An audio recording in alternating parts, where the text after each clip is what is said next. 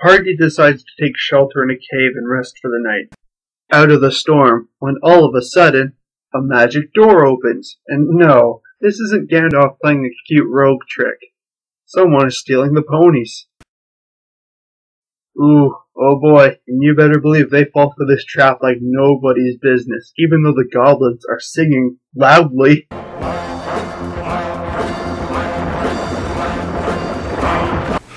Seems smart to me at this point. Guess what's gonna happen next? Big shocker! Yep, that's right. The magic door closes and locks them in.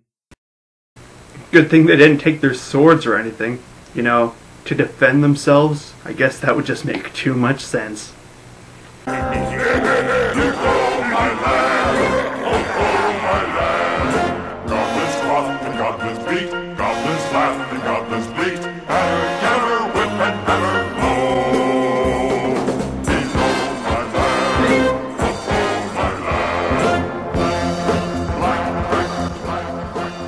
The party is easily taken captive by the goblins, and they are taken to the Goblin King. And just as Thorin's about to get eaten by the widest mouth I've ever seen, guess who would appear out of nowhere? Why, it's our good friend Gandalf the Rogue, using blind on everyone and cutting them down with his sword. Very wizardly, don't you think? They flee from the remaining goblins that weren't struck down by Rogue Leader. Bilbo is carried on the back of a dwarf as they run through the halls in the dark. Ugh! That's gotta hurt, though I guess the dwarf didn't feel the 90 pounds flying off his back because he just kept running. Bilbo tumbled down the hill, surprisingly not unconscious, and fell into a deeper hole. Now, I think we need to talk for a minute, because I think everybody knows who's coming up next. Now, you might all remember how cool and believable Gollum looked in the live-action movies. But, you might as well forget about that, because he looks nothing like that here. So, just be prepared.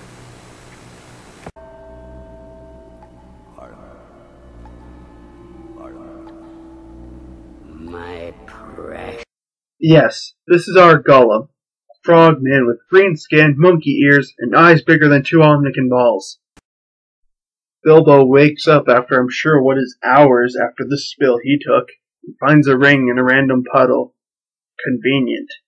I'm sure that ring will have no effect on anyone outside of Bilbo and doesn't have a long-standing history that spans even longer than this story. Nope. Anyway, Frogman Gollum approaches the Baggins and wants to eat him. They decide to have a showdown of riddles. After a long scene of them going back and forth with riddles, Bilbo comes up with possibly the worst riddle I've ever heard. What have I got in my pocket? Not fair. Really? That's awesome. Gollum obviously fails to answer the riddle, and says he wants to show something to Bilbo before he shows him the way out. Gee, I wonder what it could be. Gollum goes back to his hut in the middle of the watering hole and freaks out. Bless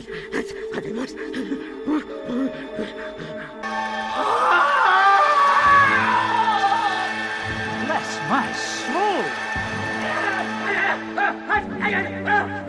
Where is it? Where is it? My holy ring! My magic ring!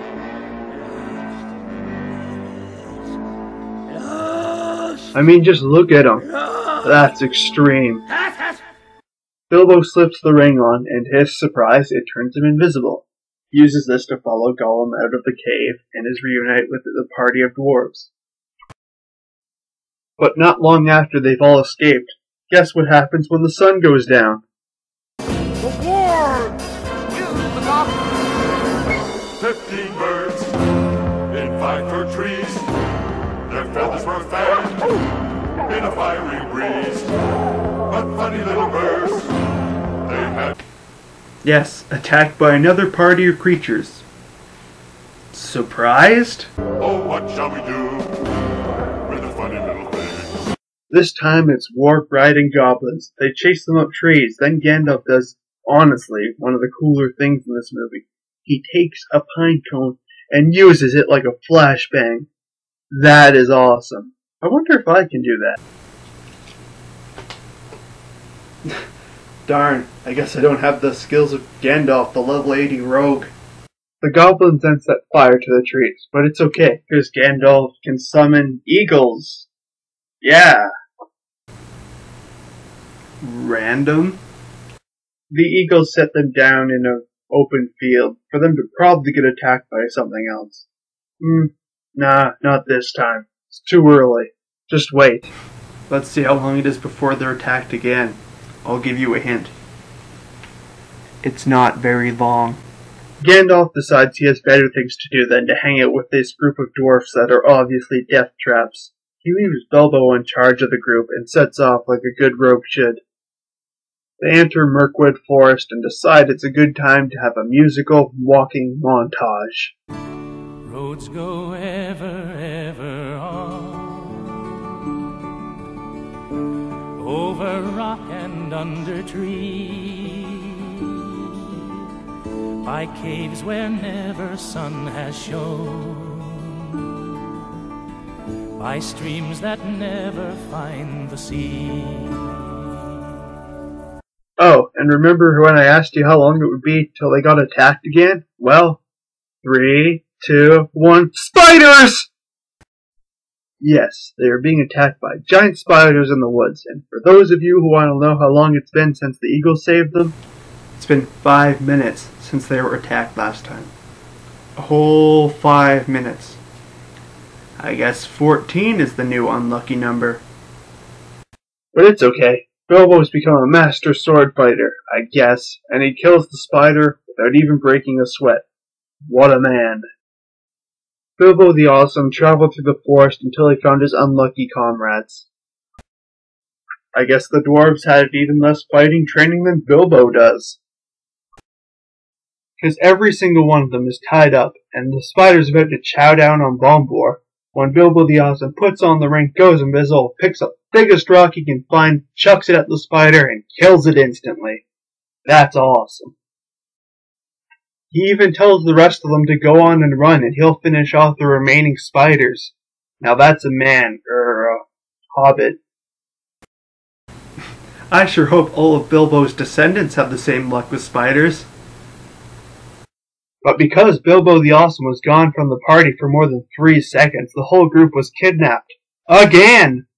By wood elves this time. Yeah, I bet you're expecting that. The dwarves were locked up, and Bilbo was helpless to rescue his friends. Bilbo was stuck wearing the ring and staying invisible for 3 weeks while he figured out a plan.